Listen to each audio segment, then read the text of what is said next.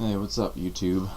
This is going to be my comic review for the Age of Apocalypse issue called The Chosen. There, it's got Apocalypse's new look on the cover. He's looking pretty different, pretty fierce. He's got a cape now. And as you can see, the back and front covers kind of make a bigger picture here. And on these smaller pictures in the background everywhere are just, I won't really go over them too much because that's what's inside the book. So, let's see. On the first pages here, what you have is a big mechanized, crazy looking building, city type thing. Place once called New York City, it says. And it's basically the fortress of En-Sabah, also known as Apocalypse. This is where he stays. This is his main place, I suppose. Also, there's this dude here whose name is the Madri. That's some sort of apocalypse term for priest, I guess, or holy man. I suppose that like his holy men would be, you know, evil minions of some type. But the Madri are supposedly pretty evil guys that they're mentioned a few times throughout the Age of Apocalypse. They are generally feared. What he's doing right now is sneaking into Apocalypse's like private archives or something like that. He's opening the door. He can't wait to get in. He's up to no good. What happens here is he's kind of coming up to this seat. This is a seat that you sit in here in this circular area with this big council looking thing here. And he sits down, presses the buttons. He starts activating the machines, and basically what he wants to know is if he's chosen or forgotten. And I guess that's like the theme of the issue. If like whatever Apocalypse puts into his computer about you, you know, he might write down a bunch of information, but basically you're either going to be chosen or forgotten, because only the fittest survive. So right here you have the first entry into Apocalypse's archives. He's chosen. Magneto and Rogue, they're chosen for some reason.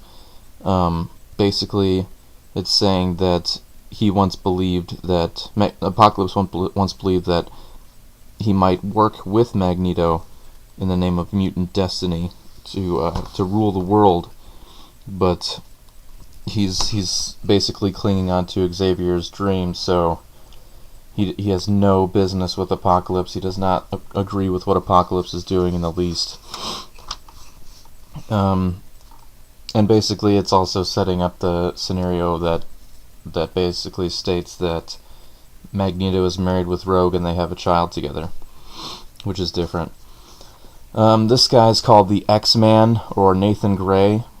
It explains that he was created by Mr. Sinister as a weapon against Apocalypse that Apocalypse isn't supposed to know about, because Sinister is pretending to be on his side as one of his horsemen. But he does know about him. We'll just try to move on quickly here. This is the new Cyclops design. Basically just saying that he now works for... He's like a surrogate son for Sinister. He's working for Apocalypse and Sinister, and that's different.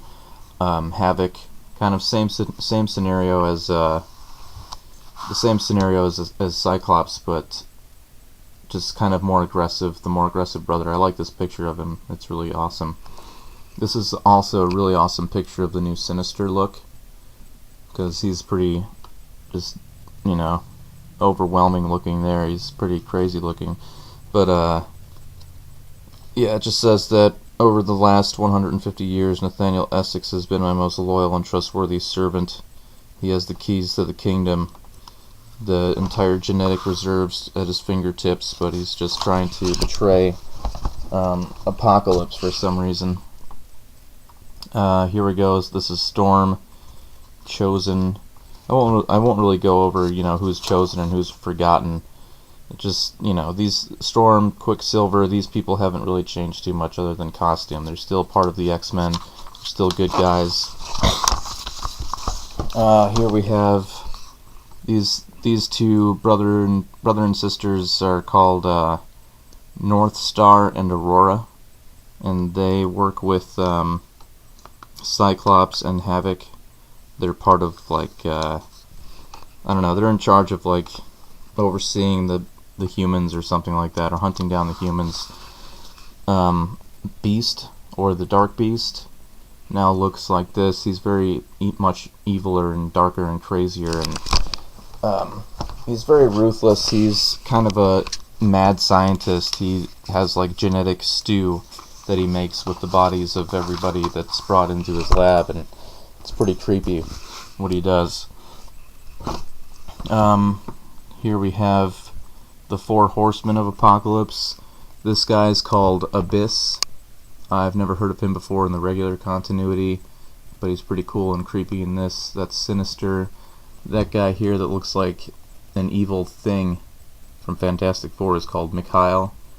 I do believe he has an alternate form in the original continuity, and that's Nemesis, or Holocaust, which is Apocalypse's son. They're in the new Four Horsemen of Apocalypse.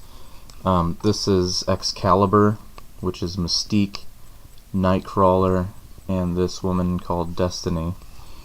The Human High Council kind of all wear these orange and pink jumpsuits. Yeah, I'm pretty sure Moira McTaggart is on the Human High Council, along with some others that you might recognize from the original continuity of X-Men and Marvel in general.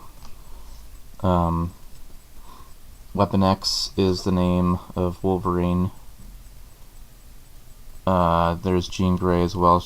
Yeah, so these people are still good, I believe, to the most part, but they do have some very different backstories now.